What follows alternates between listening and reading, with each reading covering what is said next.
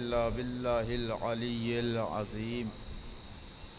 अऊज़ु बिल्लाहि मिनश शैतानिर लईनिर रजीम। बिस्मिल्लाहिर रहमानिर रहीम। अल्हम्दुलिल्लाहि रब्बिल आलमीन वस्सलातु वस्सलामु वत्तहिय्यतु वल इकराम मौलाना व मौला सकलैन जद्दिल हसन वल हुसैन अबिल क़ासिम मुहम्मद अला अहले बैतिहि तय्यबीन अत्ताहिरीन अल मासूमीन अल मज़लूमीन व लअनतुल्लाहि अला अअदाइहिम अजमईन मिन लैलिना हाज़ा इला क़ियाम यौमिद्दीन। अम्मा बअदु फ़क़द क़ाल अल्लाहु तबारक व तआला फ़ी किताबिहिल मजीद व हुवा अस्दक़ुल क़ाइलीन व क़ौलुहुल हक़।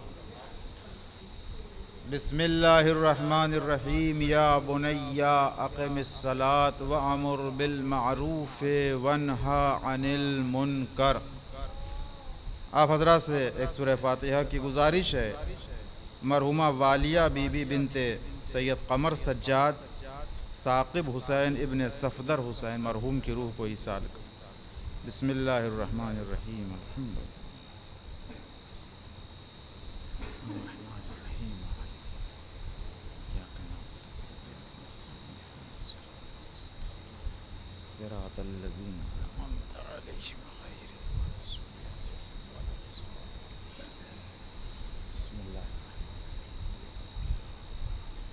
अल्लाहु सम्मद लम यलिद व लम यूलद।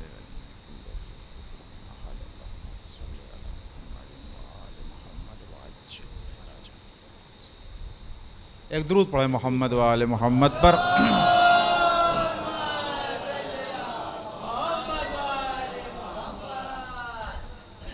देखिए, मजलिस का उन्वान पीछे लिखा हुआ है, तबलीगी व इस्लाही मजालिस। बहरहाल इसी उन्वान को मद्देनज़र रखते हुए इस आयत का इंतखाब किया है। बुज़ुर्गों से ख़िताब नहीं है, बस अपने हमसिन और कमसिन भाइयों से ख़िताब है। कुरान करीम की इस आयत को कि जो सूरह मुबारक लुक़मान की आयत है, इरशाद रब्बुल इज़्ज़त है, या बुनय्या अक़िमिस सलात व अमुर बिल मारूफ वन्हा अनिल मुनकर। आप देखें कि बज़ाहिर ये आयत बहुत छोटी सी है, ये याद हो जाएगी, लेकिन इसके जो मानी और मफ़ाहीम हैं वो बहुत वसी हैं। और इसी आयत में आप देखें कि बज़ाहिर तो हम ये देखते हैं कि एक बाप अपने बेटे को वसीयत कर रहा है। सूरह लुक़मान, जनाब लुक़मान अपने बेटे से खिताब करके कह रहे हैं, या बुनय्या अक़िमिस सलात, ऐ मेरे बेटे नमाज कायम करना। सबसे पहली वसीयत जो जनाब लुक़मान की है वो नमाज के हवाले से है। उसके बाद जो गुफ्तगू हो रही है और जो वसीयत हो रही है वो फरमाते हैं, व अमुर बिल मारूफ, और मेरे लाल देखो नेकियों का हुक्म देना, वन्हा अनिल मुनकर, और बुराइयों से रोकना। आप देखें कि नमाज की वसीयत के फौरन बाद जो वसीयत लुक़मान है वो नेकियों का हुक्म देना है और बुराइयों से रोकना है। यानी इसका मतलब ये है कि सिर्फ और सिर्फ नमाजी बनकर अपने आप को मस्जिद के मुसल्ले तक महदूद मत करना कि तुम सिर्फ नमाजी बन जाओ और अपनी नजात की फिक्र करो, नहीं, बल्कि मुसल्ले की दुनिया से आगे बढ़ो और लोगों को नेकियों का हुक्म दो और बुराइयों से रोको। इसलिए कि तन्हा खुद का नजात याफ्ता हो जाना काफ़ी नहीं है, इंसान जब तक दूसरों की नजात की फिक्र ना करे। इसीलिए कुरान में है कि आप देखें कि अपने आप को और अपने घर वालों को जहन्नम की आग से बचाओ। ये क्यों कहा? सिर्फ इतना जुमला काफ़ी था कि अपने आप को जहन्नम की आग से बचाओ। कहा नहीं, अपने आप को भी बचाओ और अपने अहलो अयाल को भी जहन्नम की आग से बचाओ। वक़ूदुहन नास वल हिजारा, और उस आग का जो ईंधन होगा वो लकड़ी नहीं होगी, वो इंसान और पत्थर होंगे। एक सलवात पढ़े मोहम्मद व आले मोहम्मद।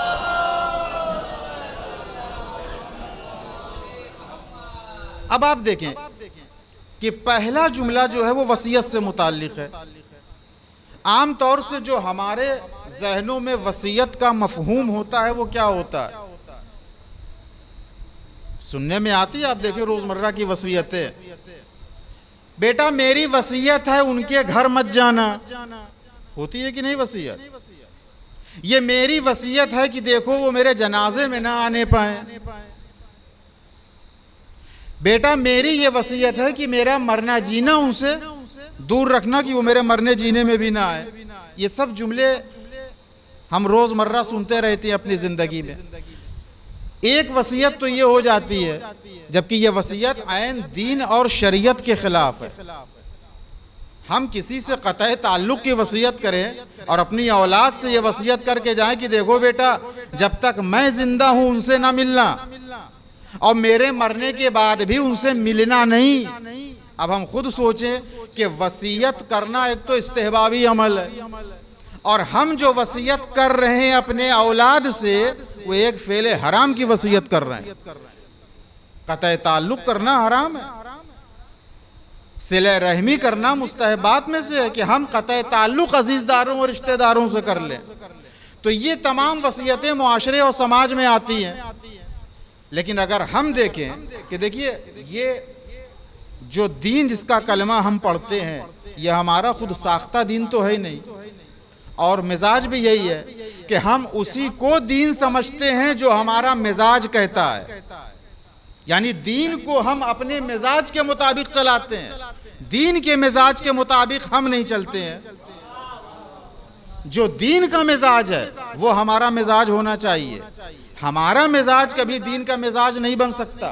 आप देखें कि अगर आइम्मा मासूमीन की सीरत तैयबा और उनकी वसीयतों को उठाकर देखें तो कैसी कैसी वसीयतें की हैं।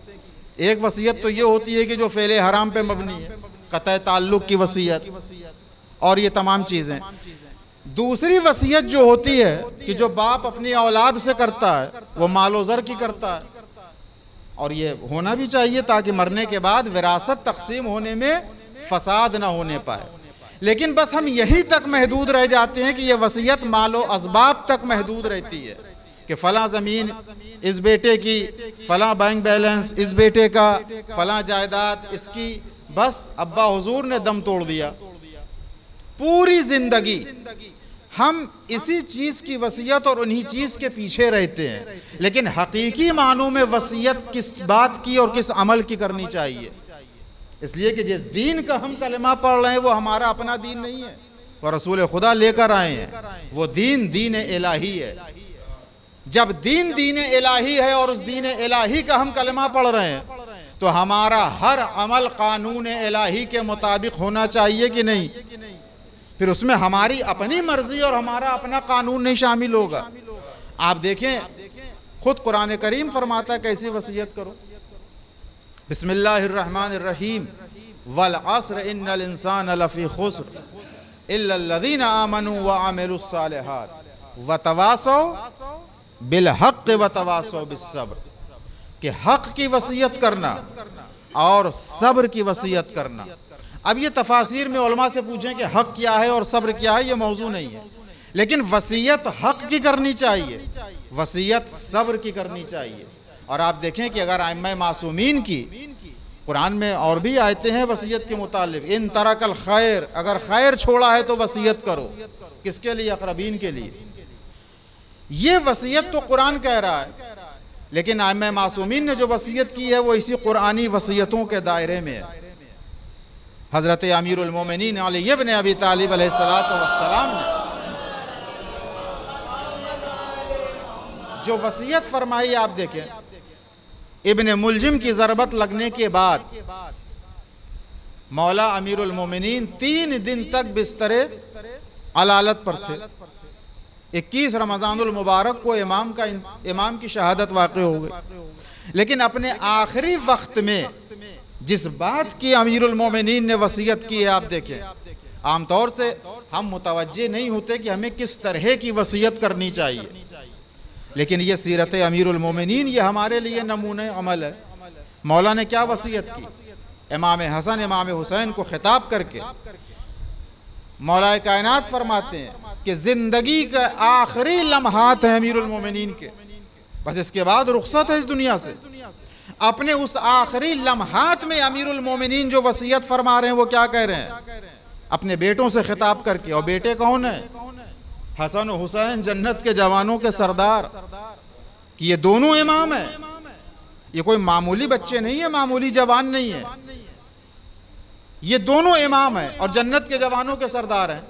मौला फरमाते हैं कि इमाम हसन और इमाम हुसैन अलैहिस्सलाम को खिताब करके क्या फरमाते हैं कि कूना लिज़्ज़ालिम खस्मन वलिल मज़लूम औनन।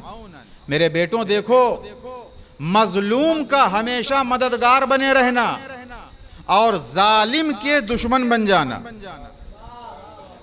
ये अमीरुल मोमिनीन की आखिरी वसीयत है कि जालिम का दुश्मन बनना और मजलूम के हामी और मददगार बनना।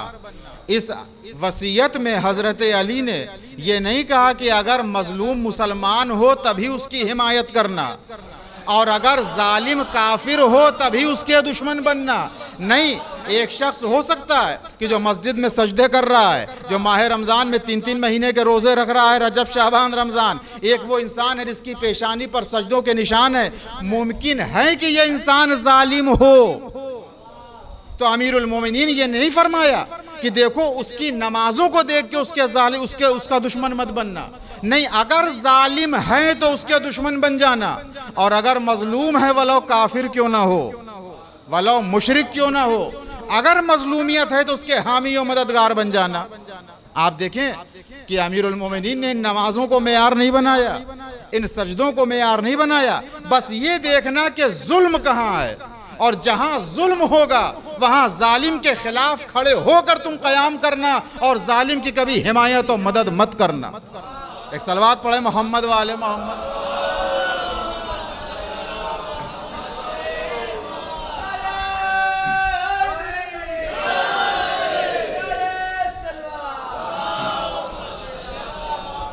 और रही बात मजलूम की, तो मजलूम कोई भी हो, वहां मजहब व मिल्लत का रंग मत देखना कि किस मसलक का रंग है, किस मजहब का रंग है, किस धर्म का रंग है। अगर मजलूम है तो उसकी हिमायत व मददगार करना, उसकी मदद करना।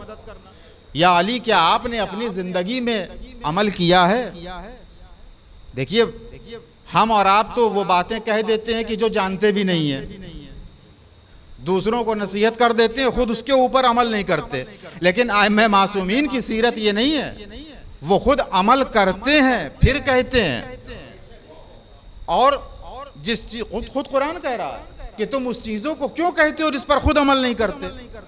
तो या अली, आपने अपनी जिंदगी में कोई नमूना, कोई मिसाल, कोई नजीर, आप तारीख अमीरुल मोमिनीन उठाकर देखें। अमीर शाम के सिपाही एक यहूदी का घर लूट रहे थे, एक यहूदी का घर लूट रहे थे। अमीरुल मोमिनीन और सारे मुसलमान तमाशा देख रहे थे। ये यहूदी कौन है? जंग खैबर हजरत अली से हो चुकी है। या अली, ये तो इस्लाम के एक बहुत ही पुराने और देरीना दुश्मन है। ये तो रंग बदल बदल के इस्लाम को खत्म करने और उसको बर्बाद करने के लिए आए, आप यहूदी के लिए। मौलाए कायनात ने घर से बाहर अपने कदम को निकाला और निकालने के बाद मुसलमानों को ललकारा है कि तुम्हारी गैरत और हमीयत को क्या हो गया है। अब मौला के जुमले सुने, एक इंसान के ऊपर जुल्म हो रहा है और मुसलमान तमाशा देख रहा है। वहां अमीरुल मोमिनीन ने नहीं कहा कि देखो एक यहूदी लुट रहा है, मौला फरमाते एक इंसान के ऊपर जुल्म हो रहा है। इसका मतलब यह है कि अगर किसी के ऊपर भी जुल्म हो और उस जालिम के खिलाफ इंसान निकल जाए तो यह किसी मौलाना की सीरत नहीं है, यह मौला की सीरत है, यह मौला अमीरुल मोमिनीन की सीरत है। अगर इस सीरत पर इंसान अमल करता है तो हकीकी माने वो अहले बैत का सच्चा पैरोकार है। एक सलवात पढ़ दे मोहम्मद वाले मोहम्मद।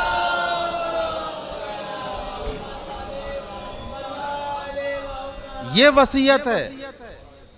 और उसके बाद आप देखें, ये तो गैर मुस्लिम था, इसका इस्लाम से कोई ताल्लुक नहीं था, लेकिन मजलूमियत उसके शामिल हाल थी, लिहाजा अमीरुल मोमिनीन ने उसकी मदद की। लेकिन अब आप देखें जालिम कौन है। ये मत देखना कि कितने कैरेट का इस्लाम है और कितना पक्का मुसलमान है, नहीं, ये देखना कि ये जालिम है कि मजलूम है। अगर मजलूम है तो हिमायत करना, जालिम है तो उसके खिलाफ खड़े हो जाना। और आप देखें, अगर इस्लाम ही देखा जाता तो करबला की जंग किसके माबैन हुई थी? इमाम हुसैन का मद्दे मकाबिल कौन था? नमाजें उधर भी थी, नमाजें इधर भी थी। वो गालिबन अल्लामा इकबाल का शेर है या किसी शायर का है कि कत्ल शब्बीर हुए नारे तकबीर के साथ। क्या तमाशा हुआ इस्लाम की तकदीर के साथ, और कत्ल शब्बीर हुए नारे तकबीर के साथ। ये पिसरे साथ पहला तीर ख़याम हुसैनी की तरफ फेंक कर क्या कहता? कुर्बतन इलल्लाह। तो मुसलमान थे कि नहीं थे? तो इमाम हुसैन मुसलमानों के खिलाफ खड़े हुए थे? नहीं, इमाम हुसैन जुल्म के खिलाफ खड़े हुए थे। जुल्म कहीं भी पाया जाता हो, सीरत अहले बैत और सीरत मासूमीन ये है कि वो हमेशा जालिम के मुकाबले में क़याम करेंगे। ये जो हम बड़ी आसानी से कहते हैं कुल्लो यौमिन आशूरा कुल्लो अर्ज़िन करबला, हर जमीन ज़मीन करबला है, हर दिन जो है वो रोज़े आशूरा है। तो इसका क्या मतलब हुआ? ईद का दिन आशूर का दिन है, ईद उल अज़हा का दिन आशूर का दिन है, गदीर का दिन आशूर का दिन है। हमारे मुल्क की, हमारे शहर की, हमारे महल्ले की ज़मीन करबला की ज़मीन है, वो तो जन्नत का टुकड़ा है। क्या मतलब है कि हर दिन जो है वो रोज़े आशूरा है, हर ज़मीन ज़मीन करबला है? का इसका मतलब ये नहीं है कि जहां ज़मीन पे जाओ हुसैन हुसैन करते रहो, हर दिन आशूरा है, रोज़ मजलिसें करो। नहीं, इसका मतलब ये है कि देखो, तुम किसी भी सरजमीन पर रहना, कोई भी दिन हो, अगर जालिम सर उठाए तो उस दिन को रोज़े आशूरा की मिसाल बना देना और उस ज़मीन को ज़मीन करबला की नज़ीर बना देना, और जालिम के खिलाफ तुम क़याम करना। लिहाजा हमारी सीरत से अगर सबक लोगे तो तुम्हें करबला आने की ज़रूरत नहीं है। तुम जिस सरजमीन पर हो तुम वही मुजाहिरा करना जो हमने सरजमीन करबला पर किया। जो कारनामे हमने रोज़े आशूरा पेश किए हैं, तुम उसी दिन को तुम आशूरा का दिन बना देना, चाहे वो ईद का दिन हो, चाहे वो बकरीद का दिन हो, कोई भी दिन हो। अगर तुम क़याम करोगे जालिम के मुकाबले में तो उस दिन को रोज़े आशूरा बना देना, उस ज़मीन को ज़मीन करबला की नज़ीर बना देना। एक सलवात पढ़ दे मोहम्मद वाले मोहम्मद। तो अज़ीज़ान गिरामी, वहाँ इस्लाम नहीं देखा जाएगा। इस्लाम, मोहम्मद इस्लाम नाम रख लेने से कोई मुसलमान थोड़ी हो जाएगा। हमने अब्दुल क़य्यूम नाम रख लिया तो क्या हम मुसलमान हो गए बहुत बड़े? यही तो सितम ज़रीफ़ी है कि हम इस्लाम को नाम में ढूंढते हैं। रसूल खुदा ने नाम बताए हैं कि देखो अंबिया किराम के नाम पे अपना नाम रखो, लेकिन इसका मतलब ये नहीं कि उन नामों में हम इस्लाम ढूंढने लगे। नाम में इस्लाम ना ढूंढिए, इस्लाम में नाम ढूंढिए अज़ीज़ान गिरामी। और रसूल खुदा बात कहने की है, पैगंबर नाम छोड़कर नहीं गए थे कि नामों से मुसलमानों को पहचानो। अगर नाम से मुसलमानों को पहचानते हैं तो अलकायदा में कोई भी राम दुलारे नहीं है। अलकायदा में कोई अवधेश प्रसाद नहीं मिलेगा। सब अव्वल दर्जे के मुसलमान, सब की बड़ी दाढ़ी है, ये सारे मुसलमान हैं। लेकिन बताइए क्या हकीकी मुसलमान है? नबी करीम अपनी सीरत छोड़ के गए थे। वो रसूल की सीरत कहाँ है? वो हुजूर की सीरत कहाँ है? का पहचानना तो हमारी सीरत के जरिए से पहचानना। इस्लामी उसूल और इस्लामी अक़दार, रसूल खुदा ना लुंगी पहनाने आए थे ना पैजामा पहनाने आए थे। रसूल खुदा टोपी पहनाने नहीं आए थे। यह और बात है कि हम और आप टोपी पहनाने लगे इस्लाम के नाम पे, लेकिन रसूल खुदा ना लुंगी पहनाने आए थे और ना पैजामा पहनाने आए थे। हम बस यहीं से गलती कर जाते हैं कि हम इन इस्लामी उसूलों और इन इस्लामी अक़दार को कुर्ते पैजामे में ढूंढते हैं और लुंगी पर कुर्ते में ढूंढने लगते हैं। इस्लामी उसूल और इस्लामी अक़दार न पैजामे में है, न कुर्ते में है, न लुंगी में है। इस्लामी उसूल और इस्लामी इक़दार अगर तलाश करना हो तो रसूल करीम की सीरत में तलाश करो, आइम्मा मासूमीन की सीरत में तलाश करो। रसूल खुदा की सीरत बताएगी इस्लामी उसूल क्या है, हज़रत अली की सीरत बताएगी इस्लामी उसूल क्या है, हसन मुश्तबा का अमल बताएगा इस्लामी सीरत क्या है, इमाम हुसैन का किरदार बताएगा कि इस्लामी उसूल और इस्लामी इक़दार किससे पहचाने जाएंगे। एक दरूद पढ़ दे, मोहम्मद व आल मोहम्मद।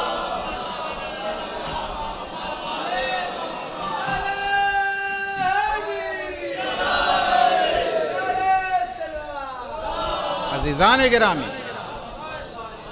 तो ये चीज़ें जो हैं, जुल्म कहीं भी हो, अर्ज़ करने का मकसद ये था, जालिम कोई हो, हमें उसका मजहब नहीं देखना है, ना उसका मसलक देखना है। अमीरुल मोमिनीन की वसीयत है कि जालिम के दुश्मन बन जाओ और मजलूम के मददगार बन जाओ। तो कहाँ है रसूल खुदा की यह हज़रत अमीर की सीरत? और हज़रत अमीर की सीरत नबी करीम की सीरत से अलग नहीं है। ये वही सीरत है जो नबी करीम की सीरत है, इसलिए कि रसूल का जानशीन वही होगा जो सीरत नबी जहां पाई जाएगी। और हज़रत अमीर से बात आई है तो अर्ज़ करता चलूं, हज़रत अमीर से यही तो कहा था कि उनकी सीरत पर अमल करिए। आप बखूबी वाकिफ़ हैं, उनको नाम लेने की ज़रूरत नहीं। यही तो कहा था कि बैयत तभी होगी जब उनकी सीरत पर अमल होगा। तो क्या जवाब दिया था हज़रत अली ने? क्या उनकी सीरत नबी करीम की सीरत से अलग थी कि जो ये फरमाइश की जा रही है कि उनकी सीरत पर अमल हो? का सीरत सीरत नबी है। और इमाम हुसैन ने भी अपना मकसद जब मदीने से निकले हैं तो यही कहा था कि हम अपने नाना की उम्मत की इस्लाह के लिए निकल रहे हैं और अपने जद की सीरत को जिंदा करने के लिए निकल रहे हैं। इसका मतलब ये पूरा वाक़या करबला उम्मत की इस्लाह के लिए था और नबी करीम की सीरत को जिंदा करने के लिए था। इमाम हुसैन से पूछा जाए क्या नबी करीम की सीरत नहीं थी उस ज़माने में? एक से बढ़कर एक मुसलमान थे, दरबार छलक रहा था दाढ़ियों से, वो सब क्या सीरत नबी नहीं रखते थे? और अगर सीरत नबी रखते होते तो इमाम हुसैन ये जुमला ना इरशाद फरमाते कि अपने नाना की सीरत को जिंदा करने के लिए निकल रहा हूं। इसका मतलब ये कि लोग सीरत नबी भूल चुके थे और इतना भूल गए थे कि तारीख में है जुमला, पूरा वाकया नहीं पढ़ना, तारीख ने लिखा इस बात को कि आज ऐसे नमाज पढ़ी है जैसे रसूल खुदा के पीछे पढ़ी थी। तो इसका मतलब यह है कि सीरत नबी तो जाने दिए, नमाज नबी तक लोग भूल गए थे। एक दुरूद पढ़े, मोहम्मद वाले मोहम्मद।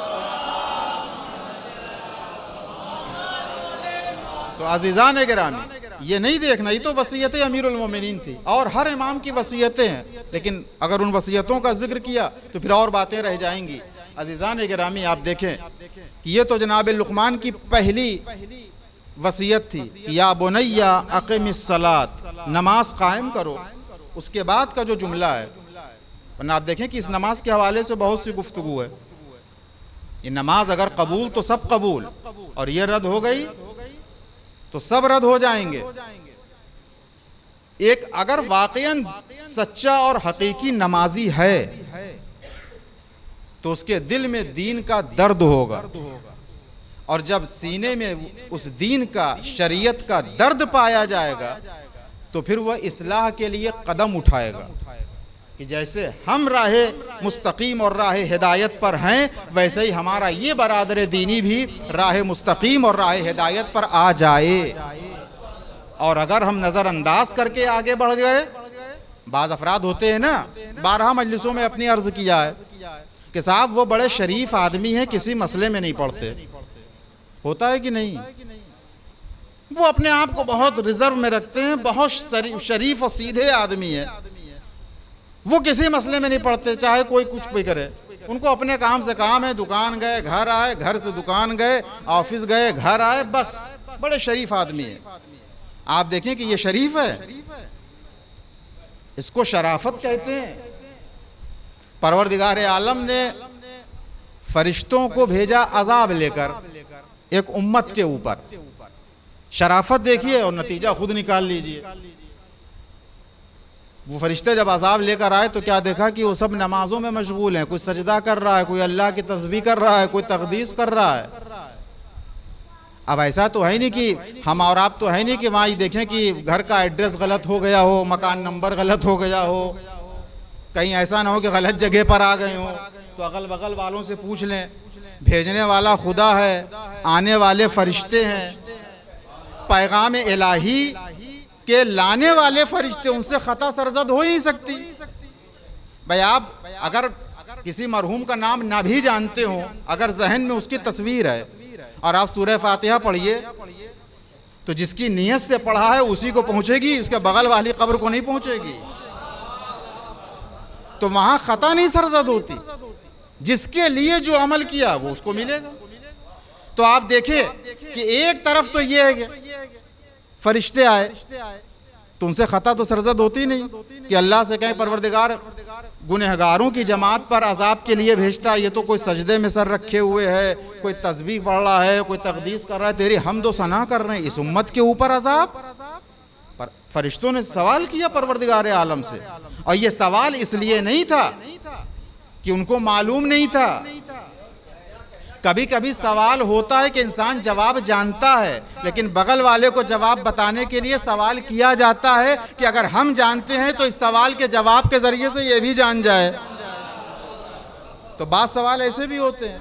कहा समझ लो, अल्लाह ने कहा हाँ इसी उम्मत के ऊपर, इसी जमात के ऊपर मेरा अजाब नाजिल होगा। क्यों? कहा इसलिए कि ये लोग तो इबादत में मशगूल हैं, कौम में फसाद फैल रहा है, ये सजदे कर रहे हैं, कौम राहे शैतान और राहे इबलीस पर गामजन हो रही है। कहा ये अपनी इबादतों को छोड़कर अपनी जमात अपनी कौम में क्यों नहीं जाते, ताकि वो जवान, वो अहले कौम, वो अहले कबीला गुमराही से महफूज हो जाए।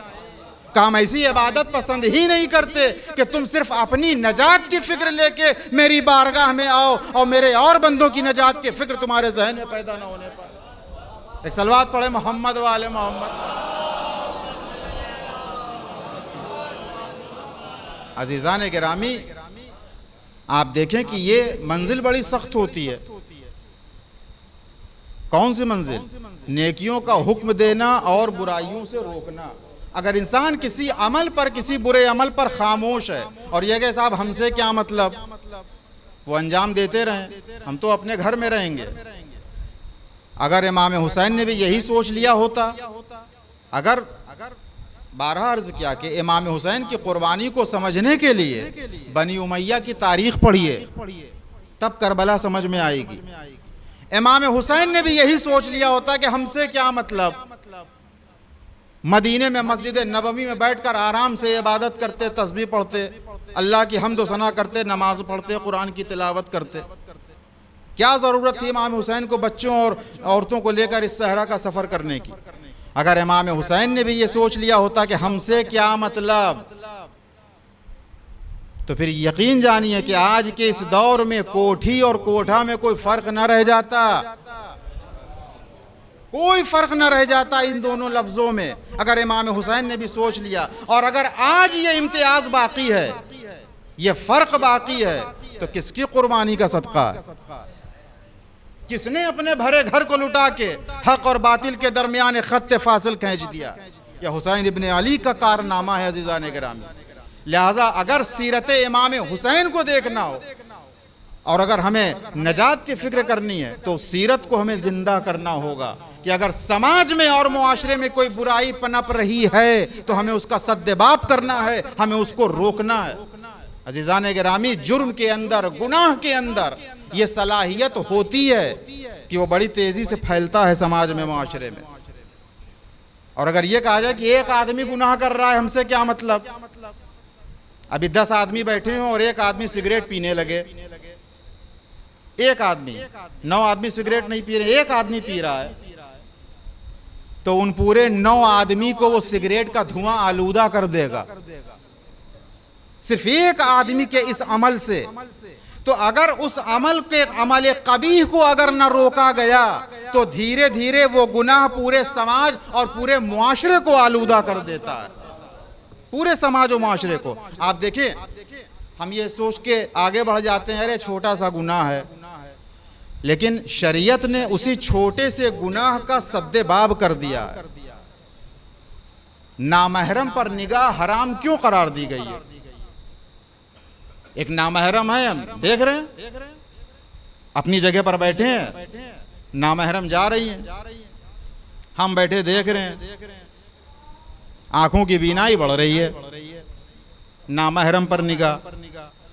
पहली इत्तेफाकी निगाह तो कोई मसला नहीं है कि इत्तेफाक से पड़ गई, लेकिन उसके बाद ये इबलीस के तीरों में से एक तीर है।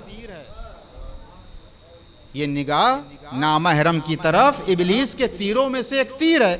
आप बताएं, हम तो अपनी जगह अपनी कुर्सी पे बैठे हैं, वो चाहे रेलवे स्टेशन के प्लेटफार्म पर बैठे हों या हम एसी का सफर कर रहे हों, निगाहें कहीं लगी हैं, कोई गुनाह नहीं है, उसके आगे गुनाह तुम खाली बैठे देख रहे हैं। शरीयत कहती है हराम है नामहरम पर निगाह। परवरदिगार ये बता कि मुसलमान औरतों पर निगाह डालना नामहरम पर हराम है या काफिर और मुशरिक भी? बात फिर देखिए दीन और मजहब की आ गई। काफिर यहां भी मजहब और मसलक का रंग मत देखना, हमारा मकसद ये है तुमको गुनाह से रोकना। किसी भी मजहबो मिल्लत की हो, नामहरम पर निगाह हराम है। किसी भी मर्जा का फतवा देख लिए, तो ये नामहरम पर निगाह हराम क्यों है? भाई इंसान देख ही तो रहा है, लोग आ जा रहे हैं। कहा नहीं, शरीयत ने, दीन ने गुनाह का जो मुकद्दमा होता है, जो पेश खैमा होता है, उसको भी शरीयत ने बिल्कुल मिसमार कर दिया। ये नामहरम पर निगाह ये एक छोटा सा जीना है उस गुनाह अजीम की छत पर जाने के लिए। लिहाजा शरीयत ने उस जीने को ही तोड़ दिया कि न जीना रहेगा न तुम उस गुनाह अजीम की छत पर जा सकोगे। एक सलवात पढ़ दे मोहम्मद वाले मोहम्मद पर।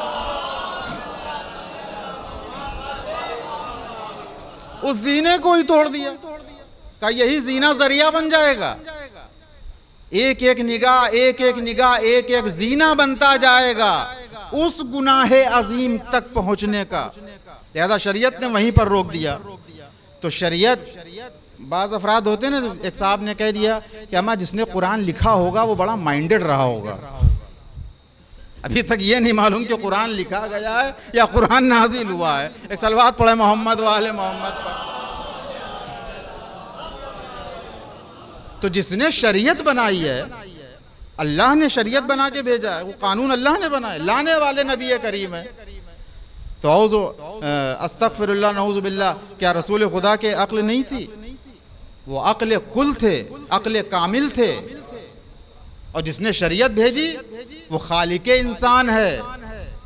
हम और आप जब चंद मुलाकातों में इंसान के जहन और उसकी फिक्र को पढ़ लेते हैं और पहचान लेते हैं, तो वो तो खालिके फिक्र है, वो खालिके फितरत है, वो खालिके इंसान है। क्या वो हजरत इंसान की इस शरारती फिक्र को नहीं समझता कि जो इसने यहाँ पर आके पहरा बिठा दिया कि देखो नामहरम पर निगाह हराम है, कि तुम्हारा ये छोटा सा अमल एक बड़े गुनाह की तरफ तुमको खींच कर ले जाएगा। तो अगर समाज में एक छोटी सी बुराई हो रही है और हम ये कहकर आगे बढ़ गए कि छोटा ही सा तो अमल है, नहीं, अर्ज किया कि गुनाह और जुर्म के अंदर फैलने की सलाहियत होती है, और अगर उसका सद्देबाब न किया जाए तो पूरे घर को, पूरे माशरे और समाज को वो एक इंसान का गुनाह आलूदा कर देता है।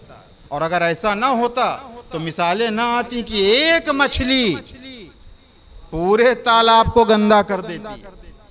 तो जरूरत इस बात की है कि अगर मुआशरे और समाज में बिदअतें राइज हो रही हैं, पैगंबर मेराज पर गए, क्या देखा कि वहां अजाब देखा। नबी करीम ने क्या देखा कि कुछ लोग हैं कि जिनके ये होंठ कैंचियों से काटे जा रहे हैं, इतना सख्त अजाब। पूछा ये कैंचियों से इनके होंठ, ये लब क्यों काटे जा रहे हैं? तो जिब्राइल ने कहा कि हुजूर ये वो लोग थे कि जो अपने कौम में, अपने समाज में, अपने मुआशरे में थे, ये लोगों को नेकियों का हुक्म दे सकते थे मगर नहीं देते थे। ये लोगों को बुराई से रोक सकते थे मगर नहीं रोकते थे, सारी कुदरत और तवानाई के बाद। तो आप देखें ये अज़ाब इलाही है। और आप देखें कि इंसान अगर गुनाह पर खामोश है, गुनाह पर खामोश है, तो कुरान क्या कहता है? हजरत सालेह की ऊँटनी को ज़िबा करने वाला एक शख्स था, लेकिन कुरान क्या कहता है? फ़अक़रूहा, उस पूरी जमात ने नाक़े सालेह को ज़िबा कर दिया। परवरदिगार, एक आदमी ने यह गुनाह किया, तूने पूरी जमात को समेट दिया। कहा नहीं, सबने ज़िबा किया। क्यों? कहा इसलिए कि उस एक जुल्म पर उम्मत खामोश थी। नाक़े सालेह ज़िबा किया जा रहा था, उम्मत तमाशा देख रही थी। तो अज़ीज़ान गिरामी, यहाँ पर आकर ये बात हम ज़रूर कहते हैं कि दर सैयदा जलाने वाले मखसूस चंद लोग थे, अली के गले में रस्सी का फंदा डालने वाले कुछ मखसूस लोग थे, लेकिन जो अजाब बीबी का दरवाज़ा जलाने वालों पर नाजिल होगा, वही अजाब अहले मदीना की उस खामोश उम्मत पर भी होगा जो शहजादी का जलता दरवाज़ा देख कर तमाशा बनी रही, जो अली के गले में रस्सी का फंदा देख कर तमाशा बनी रही। एक दुरूद पढ़े मोहम्मद वाले मोहम्मद का। जब भी जुल्म सर उठाए तो उसको कुचल देना, जब भी गुनाह मुआशरे और समाज में देखना तो उसके खिलाफ खड़े हो जाना। और आप देखें कि कभी कभी ऐसा भी होता है, कभी कभी ऐसा भी होता है कि इंसान को जो वाज़ो नसीहत की जाती है वो फौरी तौर पे असरअंदाज नहीं होती, लेकिन जब मौका और महल होता है कि अब यहाँ पर ये चीज़ बयान कर दी जाए तो वो ज़्यादा मुअस्सिर होती है, असरअंदाज होती है। कि जब वक्त और हालात बिल्कुल तकाजा करते हैं कि अब यहाँ पर कहते हैं ना, मौके पर कही हुई बात। आयतुल्लाह मोहसिन क़िरती ने लिखा कि देखो तुम्हें कब कौन सी बात कहनी चाहिए। अच्छा, ये सब चीज़ें हमारे मुआशरे में नहीं है, और अगर होने लगें तो फ़ौरन हमें एतराज़ कर देंगे। वो लिखते हैं कि एक आलिम दीन जब नमाज जनाजा पढ़ा चुके तो जनाजे पर की चादर हटा दी। अगर मर्द का जनाजा होता था तो वो ये अमल अंजाम देते थे। मैयत नजर आई, चेहरे पर से कफन हटा दिया। अब उनकी वहीं पे नसीहत शुरू हो जाती थी कि देखो लोगों, इस जनाजे को गौर से देखो, देखो इसकी आंखें बंद हैं मगर तुम्हारी खुली हैं, इसकी आंखें बंद हैं मगर तुम्हारी आंखें खुली हैं, इसकी जबान बंद है, ये बोल नहीं सकता मगर तुम बोल सकते हो, देखो इसके हाथ बेजान पड़े हुए हैं मगर तुम्हारे हाथों में हरकत है, देखो इसके पैर बेहिस हैं मगर तुम्हारे पैरों में हरकत है। तो देखो इतना ख्याल रखना कि इसकी आंखें बंद हैं, तुम्हारी खुली हैं, तो इन आंखों से हमेशा सही अमल और सही हुक्म परवरदिगार के खिलाफ इन आंखों का अमल ना होने पाए। ये पैर, इसकी हरकत नहीं है मगर तुम्हारे हरकत है इन पैरों में, लिहाजा गलत जगहों पर ये पैर जाने न पाए। इसके हाथ बेजान पड़े हैं मगर तुम्हारे हाथों में जान है, लिहाजा ये हाथ जब भी उठे तो मजलूम की हिमायत के लिए उठे। अब आप देखें इस तरीके की बातें कौन समाज में कहेगा। अगर हम नमाज जनाजा पढ़ा रहे हों और ये अमल अंजाम दें तो साहिब जनाजा भी कह देगा वारिस कि हम आपको यही मौका मिला है, आप ये क्या कर रहे हैं जनाजा, वो कहेगा जनाजे की तौहीन हो रही है। और सही मानों में असले ईसाले सवाब उस साहिब उस मैयत के लिए यही है कि उसके जरिए से लोगों को अगर वाज़ो नसीहत मिल रही है तो उसके दर्जात और बुलंदी में परवरदिगार आलम इजाफा कर दे। एक सलवात पढ़े मोहम्मद वाले मोहम्मद। बस 35 मिनट हो गया, अब इंशाअल्लाह 10 से 15 मिनट के अंदर इंशाअल्लाह ख़त्म दुआ। एक दुरूद पढ़े मोहम्मद वाले मोहम्मद। अज़ीज़ान गिरामी, आप देखें कि नबी करीम के पास एक शख्स आया। इस मौजू में बहुत सी बातें हैं लेकिन तमाम बातों से कतई नज़र करते हुए बस चंद बातें और रब्ते मसाइब। हुजूर के पास एक शख्स आया, कहता या रसूल अल्लाह मैं जन्नत हासिल करना चाहता हूँ, कैसे हासिल करूँ? ये सवाल चलिए हम आपसे करते हैं। हम जन्नत में जाना चाहते हैं, बताइए क्या करें? तो आप यही तो कहेंगे नमाज पढ़ो, रोज़ा रखो। सबसे पहले नमाज आ जाती है, ठीक है, अच्छी बात है कि नमाज अल्लाह से करीब होने का जरिया है, लेकिन वो नमाज नमाज हो, वो नमाज वाकईन नमाज हो।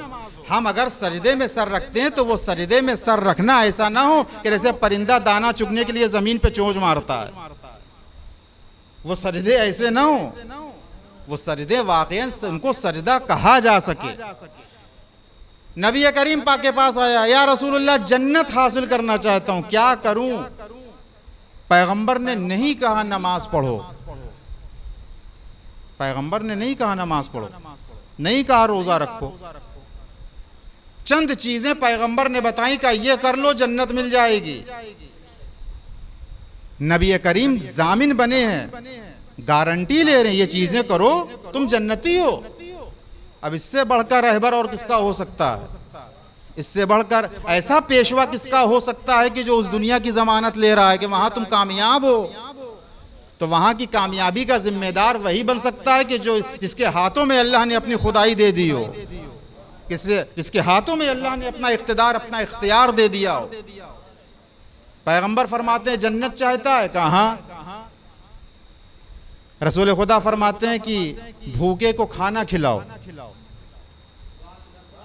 भूखे को खाना खिलाओ, जन्नत मिल जाएगी। उसके बाद प्यासे को पानी पिलाओ, भूखे को खाना खिलाओ, प्यासे को पानी पिलाओ। उसके बाद क्या फरमाते हैं? लोगों को नेकियों का हुक्म दो, लोगों को बुराई से रोको। ये चार चीजें पैगंबर ने फरमाई। पांचवी चीज क्या फरमाते हैं? फरमाते हैं रसूल खुदा अगर ये चार चीजें तुम अंजाम नहीं दे सकते, भूखे को खाना नहीं खिला सकते, प्यासे को पानी नहीं पिला सकते, अम्र बिल मारूफ नहीं कर सकते, लोगों को बुराइयों से नहीं रोक सकते, तो पैगंबर फरमाते हैं अगर ये चार चीजें नहीं कर सकते हो तो खुदारा अपनी जबान को काबू में रखना, अपनी जबान बंद रखना। इसलिए कि यही वो वाहिद जिस्म का हिस्सा है कि जिसकी वजह से सारे आज़ा व जवारे जहन्नम में चले जाते हैं। अगर ये काबू में रहे, अब आप देखें कि पैगंबर ने क्या फरमाया? भूखे को खाना खिलाओ, प्यासे को पानी पिलाओ, नेकियों का हुक्म दो, बुराइयों से रोको, नहीं कर सकते, इस जबान को अपनी काबू में रखना। अल्लाहु अकबर। रसूल खुदा ने जन्नती बनने का राज बता दिया कि भूखे को खाना, प्यासे को पानी, नेकियों का हुक्म, बुराइयों से रोकना, जबान पे काबू, ये चारों पांचों चीजें इस मजलिस हुसैन में मिल जाएंगी। यहाँ हुसैन के नाम पे खाना भी खिलाते हैं, या हुसैन के नाम पे पानी की सबीलें भी लगती हैं, यहाँ मिंबर रसूल से अम्र बिल मारूफ भी होता है, यहाँ मिंबर रसूल से नहीं अनिल मुनकर भी होता है, और जबान खुलती है तो मदहे अहले बैत में खुलती है। तो अगर जन्नत का हुसूल चाहते हो, जन्नती बनना चाहते हो, तो हुसैन के दर तक आ जाओ, तुम्हें जन्नत मिल जाएगी। सलवात पढ़ दे मोहम्मद वाले मोहम्मद पर। अजीजान गिरामी, हम सारा दिन तो नमाज में समझते हैं कि जो सबसे ज्यादा सफेद कुर्ता पैजामा पहन ले, जर्क बर्क, हम उसी को कहते हैं बड़े शरीफ आदमी है, बड़े मोमिन है। हम लिबास की तहारत और लिबास की सफेदी को देख के हम सीरत का पता लगा लेते हैं। आप देखें कि कितने इंटेलिजेंट हैं हम अपनी बात कर रहे हैं, ये खिताब हमारे हमसिन और कमसिन भाइयों से है, बुजुर्गों से नहीं है, ये अपने भाइयों से खिताब है। हम सीरत का अंदाजा लिबास से लगाते हैं। अल्लाहु अकबर। सीरत का अंदाजा लिबास से नहीं अजीजों। आप देखें कि जब ये सब रोजमर्रा की चीजें हैं जो पेश आती हैं, आप देखें कि मस्जिद में आए नमाज पढ़ लें, मस्जिद में नमाज पढ़ने आए, एक बेहतरीन सा अच्छा सा मुसल्ला उठाया और बिछा दिया, तस्बीह सजदगा जो सबसे साफ सुथरी सजदगा थी बड़ी, वो रख ली, तस्बीह पहले गिन ली कि एक दाना कम या ज्यादा ना हो। ये सब मुशाहिदे की चीजें हैं, ये सब गढ़ के नहीं पढ़ रहा हूं, ये समझ लिए, ये सब इन आंखों ने देखा है, तजर्बा है, आप भी देखें। लेकिन फैजाबाद की बात नहीं है। जेब से फौरन पर्स निकाला मोटा सा, वो फौरन सामने रख दिया, फ़ौरन बेल्ट खोली, मुसल्ले पे रख दी। कहा साहब ये पर्स क्यों निकाल लिया, ये बेल्ट उतार के मुसल्ले पर क्यों रख दी? आपको मालूम नहीं ये चमड़े की है, नमाज सही नहीं है। अरे बदअक्ल, पर्स निकाल दिया चमड़े का है, बेल्ट उतार के रख दी चमड़े की है, ये लिबास कौन उतारेगा जिसका खुम्स नहीं दिया है? बेल्ट की तरफ तवज्जो है, पर्स की तरफ तवज्जो है, अरे उस लिबास की तरफ तो भी तवज्जो करो कि जिसका खुम्स नहीं दिया गया तो नमाज बातिल है। एक दुरूद पढ़े मोहम्मद वाले मोहम्मद पे।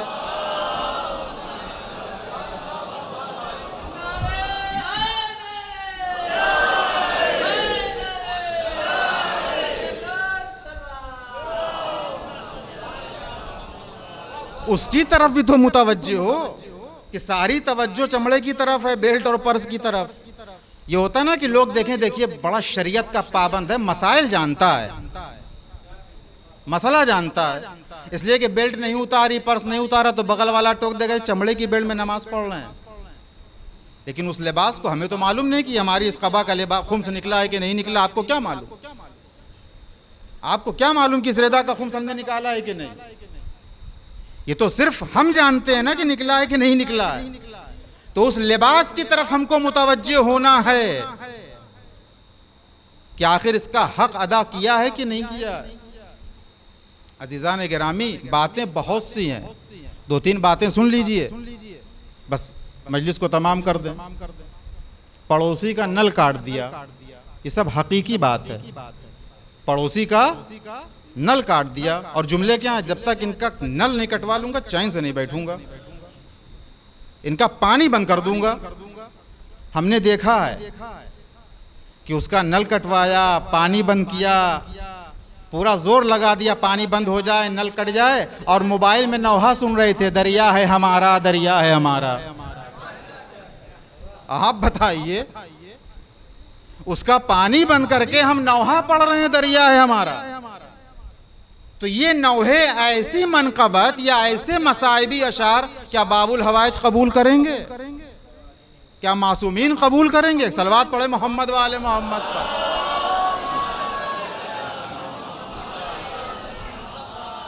अज़ीज़ान गिरामी, बहुत सी बातें हैं, इन तमाम बातों से कतई नज़र रखते हुए एक सलवात पढ़े मोहम्मद वाले मोहम्मद पर।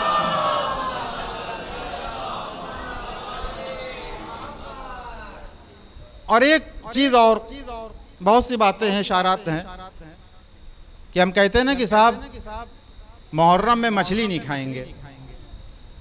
ठीक है, मत खाइए। क्यों नहीं खाएंगे?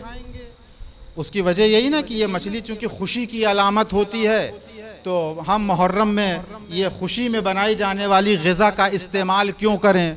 मत करिए, अच्छी बात है, अपना अक़ीदा और अक़ीदत है। लेकिन आप देखें कि अगर मुहर्रम में मछली नहीं खाते तो ये एहतराम किसका है? ये एहतराम किसका है? मुहर्रम और सफ़र इस महीने का एहतराम है या इमाम हुसैन और अज़ादारी का एहतराम है? अगर सिर्फ और सिर्फ इस महीने का, मंथ का एहतराम है तो फिर उनसे कोई शिकवा ही नहीं है। लेकिन अगर अज़ा और अज़ाए हुसैन और इमाम हुसैन का एहतराम है तो इमाम हुसैन न 2 महीना 8 दिन से मखसूस हैं और न अज़ादारी 2 महीना 8 दिन से मखसूस है। इमाम हुसैन तो कोई महीनों में कैद तो है ही नहीं, साल भर मजलिसें करें, साल भर इमाम हुसैन को हम मोहब्बत करते हैं। तो अगर ये एहतराम अज़ा का और इमाम हुसैन का है कि हम मुहर्रम में मछली नहीं खाते, तो फिर मुहर्रम में गीबत भी तो ना करो, मुहर्रम में एक दूसरे की आबरू रेजी भी तो ना करो, मुहर्रम में अंजुमन और नौहे के नाम पे फसाद भी तो मत करो। मुहर्रम में जब अंजुमने जाएं तो इस तरीके से जाएं कि यह मालूम हो कि यह हुसैनी लश्कर जा रहा है। ये सारा एहतराम होना चाहिए अगर इमाम हुसैन और अज़ाए हुसैन का एहतराम है। एक सलवात पढ़े मोहम्मद वाले मोहम्मद।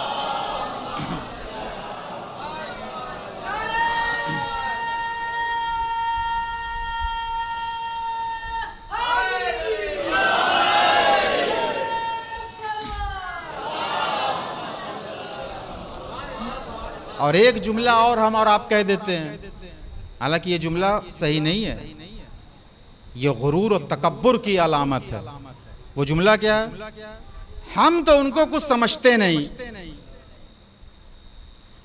हम तो उनको कुछ समझते नहीं। आपकी हैसियत और औकात क्या है इस जुमला कहने की? जिस मकाम पे तुम हो उसी मकाम पे हम हैं। जिस नबी का कलमा तुम पढ़ रहे हो उसी नबी का कलमा हम पढ़ रहे हैं। जिस अली की विलायत का ऐलान तुम कर रहे हो उसी अली की विलायत का ऐलान हम कर रहे हैं। मगरिब की 3 तुम भी पढ़ते हो, हम भी पढ़ते हैं। जब सब कुछ वही है, ला इलाहा इल्लल्लाह मोहम्मद रसूलुल्लाह, तो ये जुमला कहना कि हम उनको कुछ नहीं समझते, ये फिरौनी जुमला है, ये नमरूदी जुमला है, ये यजीदी जुमला है। सब मुसलमान है, सब एक आदम और एक हव्वा की औलाद है। तो जब हर लिहाज से तुम बराबर हो तो तुम्हारे अंदर ये सिफत कहां से पैदा हो गई कि हम ऊंचे हैं वो नीचा है? जनाब मूसा से, बस आखिरी कलाम है, जनाब मूसा से परवरदिगार आलम ने कहा कि अब की जब आना कोई तूर पे तो तुम्हारी नज़र में जो सबसे हकीर और सबसे पस्त मखलूक होगी उसको लेकर आना। जनाब मूसा ने बहुत तलाश किया। देखिए नबियों का जो अमल होता है वो हमारे और आपके लिए होता है, वो एक सीख, एक सबक, एक दर्स होता है। जनाब मूसा ने तलाश किया, कोई ना मिला। देखा कि एक बहुत ही, इसे अपनी जबान में कह लें, मरकुटा कुत्ता पड़ा हुआ था। का इससे ज्यादा हकीर और पस्त क्या होगा, इसी को लिए चलते हैं। ख्याल आया कि नहीं, ख्याल आया कि नहीं, ये भी अल्लाह की मखलूक है। पहुंचे को तूर पे, गुफ्तगू हो गई, कलाम हो गया, बातचीत हो गई, खैर सल्ला हो गया। अल्लाह ने पूछा कुछ कहा था, लाए? तो जनाब मूसा ने कहा कि परवरदिगार कोई मिला ही नहीं, हकीर मखलूक मिली नहीं। वो कुत्ता दिखा था, लेकिन फिर ख्याल पैदा हुआ, नहीं, आवाज कुदरत आई, मूसा अगर उस कुत्ते को ले आते तुम्हारी नबूवत छीन लेता, अगर उसको ले आते तुम्हारी नबूवत सल्ब कर लेता। अल्लाहु अकबर। आप कुछ समझ रहे नतीजा क्या निकल रहा है इससे? कि हम किसी भी मखलूक को हिकारत की निगाह से नहीं देख सकते, किसी भी मखलूक को हकीर नहीं समझ सकते। सब अल्लाह के बंदे और उसकी तख्लीक हैं, सब मुसलमान हैं। अगर ये ख्याल पैदा हो गया तो ये जुमला जो होगा कि हम उनको कुछ नहीं समझते, यही जुमला है, एक छोटा सा जुमला हमारी आखिरत बर्बाद करने के लिए काफ़ी है। एक दुरूद पढ़े मोहम्मद वाले मोहम्मद पर। बस इस सिलसिले की, इस मौजू की आखिरी बात, बस आखिरी बात, और ये गुज़श्ता मजालिस में ये बातें अर्ज हो चुकी हैं, लेकिन बात ज़्यादा से ज़्यादा जहनों तक पहुँच जाए, अपने भाइयों तक, ये ज़्यादा मुनासिब है। हज़रत अब्बास का अलम उठाएंगे, उनकी बारगाह में बैठे हैं, बस इसी नीयत से कि गाजी का जिक्र हो जाए। जनाब अब्बास का अलम उठाएंगे। अच्छा, कितने फुट का उठाइएगा? कोई मेयार तय है कि अलम कितना ऊंचा होना चाहिए? रसूल खुदा ने बताया है, हजरत अली ने कुछ कहा कि इतना ऊंचा होना चाहिए। देखिए, अलम चाहे जितना ऊंचा उठाए, उससे किसी को कोई बहस नहीं है।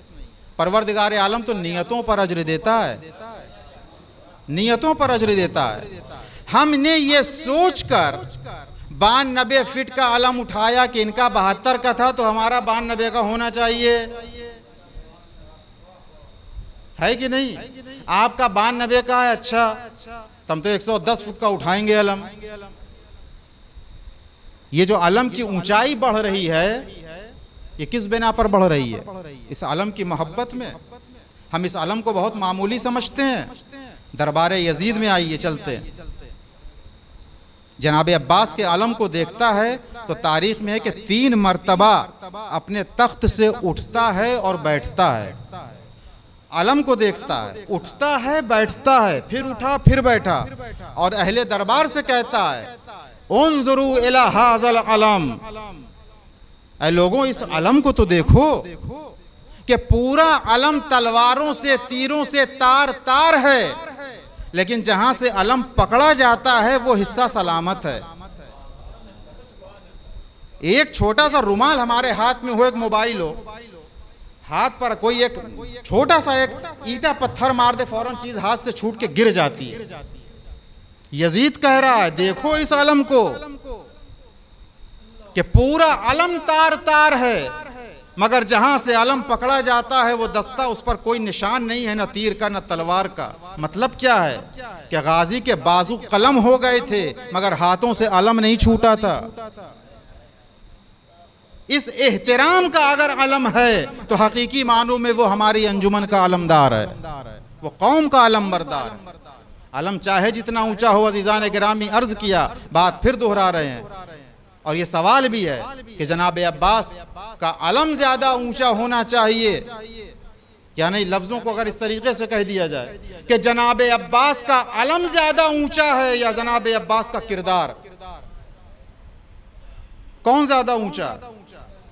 अलम नजर आए 10 किलोमीटर से और जनाब अब्बास का किरदार 1 मीटर से भी नजर ना आए, तो इख्तियार क्या करना चाहिए? उस अलम के साथ साथ सीरत हजरत अब्बास को। अजीजान गिरामी, ये करबला इमाम हुसैन ने अपने गोद के पालों को कुर्बान करके सजाई है।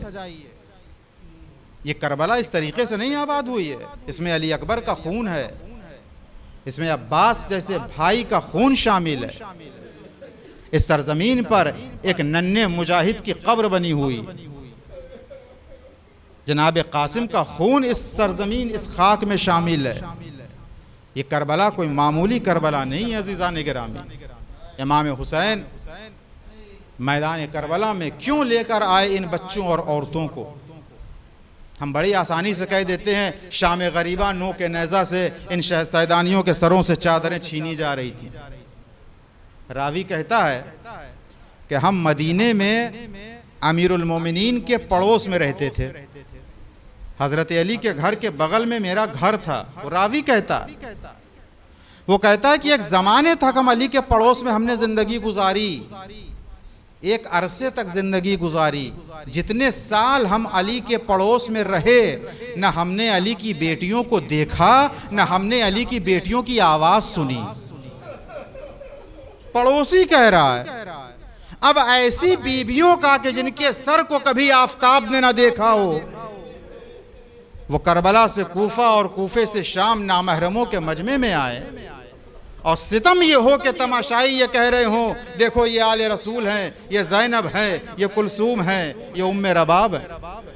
अल्लाहु अकबर। किसी ने एक आलिम दीन से पूछा, ये बताइए जनाब ज़ैनब की शहादत कब हुई? जनाब ज़ैनब की शहादत, कहते जनाब ज़ैनब की शहादत करबला में हो गई थी। तो जनाब ज़ैनब की शहादत करबला में हो गई, वो तो कूफा आई, कूफा से शाम आई, फिर मदीने आई, लेकिन वो फरमाते नहीं, जनाब ज़ैनब की शहादत करबला में हो गई थी।